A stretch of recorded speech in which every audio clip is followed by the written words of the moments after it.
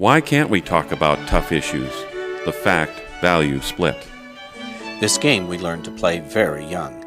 It's a set of habits, assumptions about what kind of conversation belongs where. The rules of the game are based on one simple division of reality, that all reality is unequally divided between facts and values.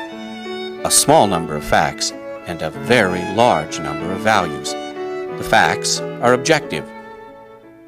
The values are relative to our culture, our history, our tradition, our religion, our geography. Some of them are so relative that they're relative to the individual. They are subjective. The result is a wall between the so-called facts and the so-called values, the objective world and the relative and subjective world. On the basis of this division of reality, we actually build this wall to keep each side safe from the other. The wall separates the public from the private, the reasonable from our feelings and value judgments. In the public world, decisions are made on the facts, the bottom line.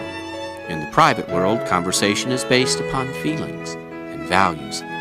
Faith is in the private world. Reason is in the public. More often than not, the wall divides men from women and children.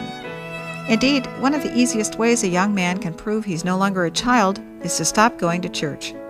And to demonstrate that it's this distinction, rather than gender, that creates this leaving of church, young women who choose to carry out their profession in public space drop out of church at the same rate as young men do in adolescence. The result of this game is disastrous for both private space and public space. The wall prevents our seeing one another well, our hearing one another's stories, and our ability to talk reasonably about faith and values and to speak faithfully about facts. We feel as though we've become adversaries, almost in spite of ourselves, when all we really wanted to do was to play together in harmony. Some people think they escape this game by choosing one side or the other. Some persons on the value side reduce facts to mere facts and understand values to be profound and deep and want to protect them from being dirtied by the public political space. Some who choose the fact side reduce values to mere emotions and presume that one can live one's entire life on just the facts, please. But this opting for one side or the other only proves that the wall is firmly in place in the middle. The game gets dangerous when we need to talk about basic questions like what counts as being human or what is worthy of humane treatment by our public world. What kinds of protection ought we have for dogs? Do trees and spotted owls have rights?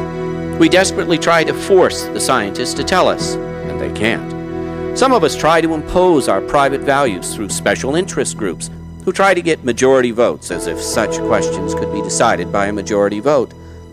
Was the slave, Dred Scott, a person? Is a fetus? Should that be decided by a majority vote?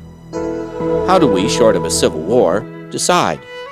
And more importantly, how do we as Christians carry on a conversation in public space that helps us and our neighbors live together while deciding such basic questions?